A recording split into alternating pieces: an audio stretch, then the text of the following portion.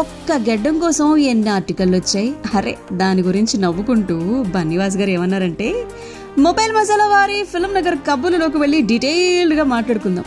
ఆ సినిమాపై వచ్చినటువంటి రూమర్స్ విని కొన్ని ఆర్టికల్స్ చదివి బన్నీవాస్ గారు నవ్వుకున్నారంట. ఫ్రీ పబ్లిసిటీ వస్తుంది అని. అల్లు అర్జున్ గారు పోషిస్తున్నటువంటి క్యారెక్టర్ కి సంబంధించి ఇంకా సుమారు 15 రోజుల షూటింగ్ మిగిలే ఉందంట. క్లైమాక్స్ ఒక సాంగ్ లో ఇంకా నటించాల్సింది ఉందంట. ఫహద్ ఫాసిల్ గారి క్యారెక్టర్ కు సంబంధించినటువంటి వర్క్ కూడా పెండింగ్ లోనే ఉందట.